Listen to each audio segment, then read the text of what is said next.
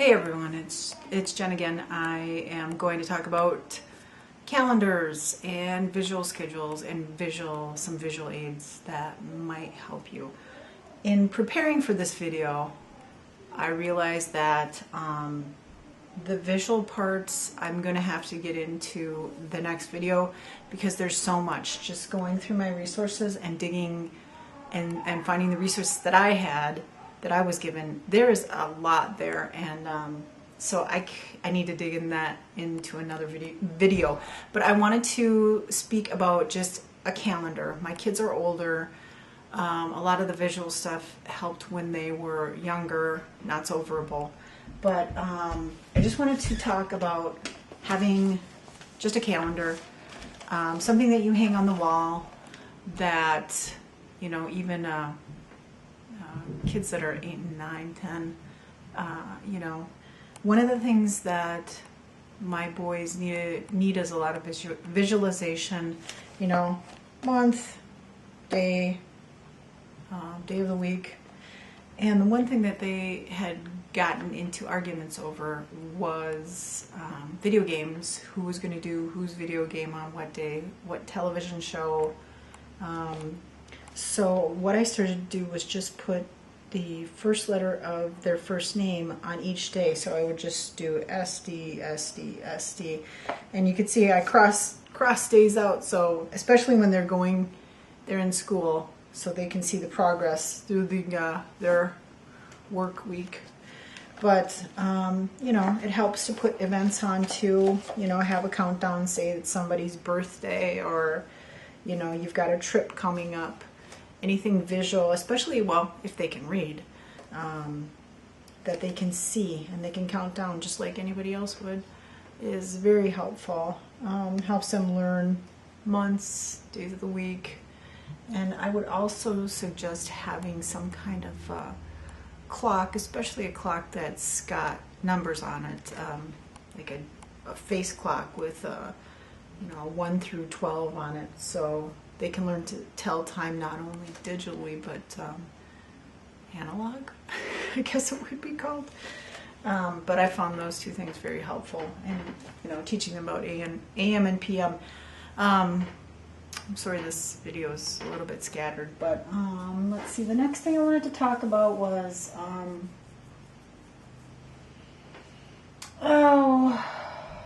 social stories. One of the things that we would run into would be problems with my younger son is very slow. So having a social story for him in the morning to help him get dressed and keep himself organized, and you know, this has to happen before you can do this thing, and then it progresses to this thing, and then, you know, you get a reward. So those kind of things help him. But the other one was, this is a social story, and it's just getting your kids into bed, kind of a social story. I've used pictures of the boys, and just to make it very, what do I want to say, not explanatory, but descriptive. So it's just Sam and Dan go to bed. So I've got pictures of them on here, and then I've written the words on the back. And it's just a picture of them playing outside. Daniel and Sam need to sleep at night. Sleeping gives them energy to play. They love to play.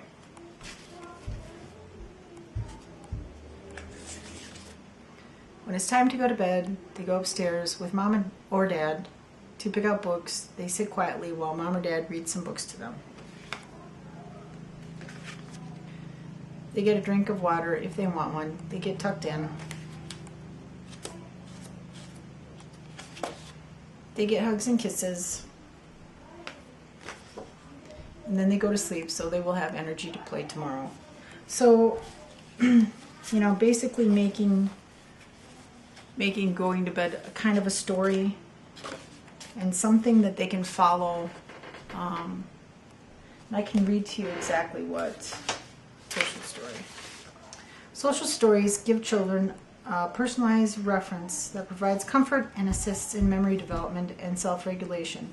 These personalized books tell the story of specific occurrences and help the child understand what is expected of them in that situation without providing a definite defined script. In addition to providing expectation, social stories may highlight other emotions or opinions, provide behavioral choices to a child, and highlight commonly shared values within the culture.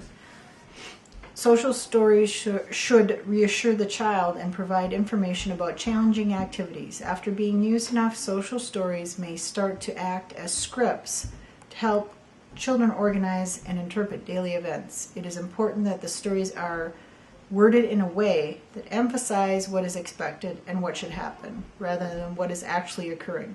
Social stories may be made for any situation. So it could be anything: sleep related, potty training, getting ready for the day, getting on the bus. I know my son had one. He had a problem getting on the bus, so we made a social story. Took pictures of him and broke it all down into littler pieces that seemed to help him. And after a few run-throughs, we didn't have to use the social story anymore. And that's, I think, really it's just a tool that you use.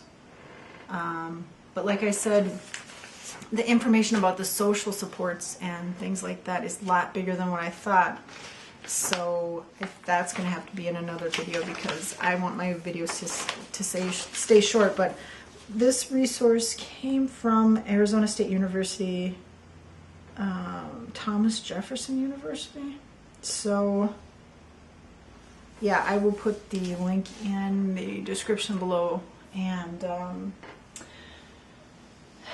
another thing that I wanted to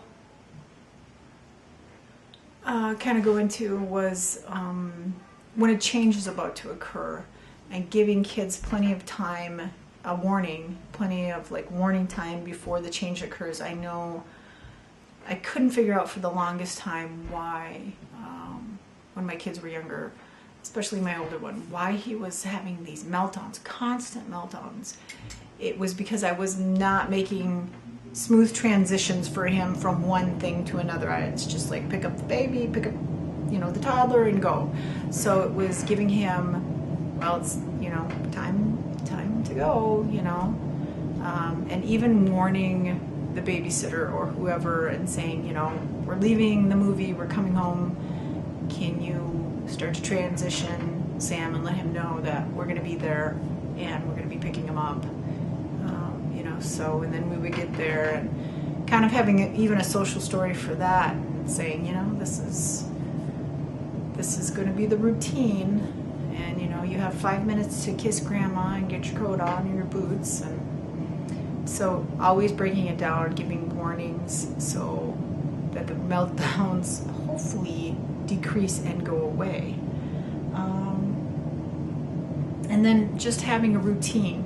Trying to have these tools as part of your daily routine. Having some kind of routine.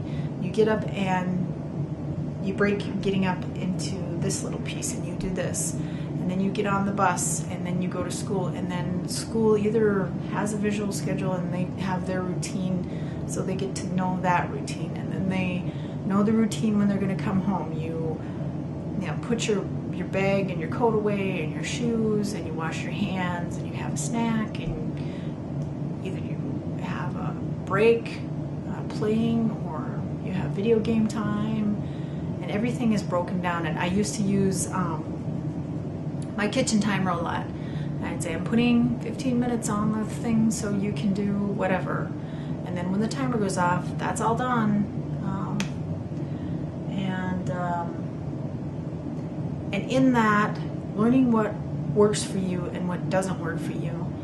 And if it doesn't work, modifying it or changing it, or maybe just taking it out altogether, but having some kind of routine and a schedule so they know what tomorrow is going to be like and the next day is going to be like. Because, like I said, for kids who have autism, or for any kids, not having a routine is a problem.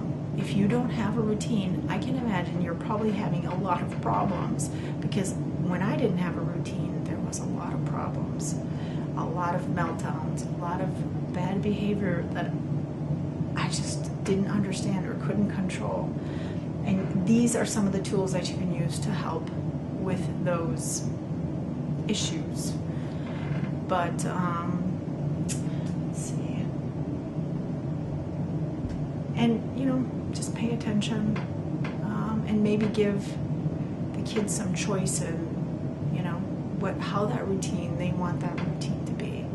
Because some choice, even if it's a bad choice, you know, you can have this or this. Try to give them choice so they have some power in their day and their routine.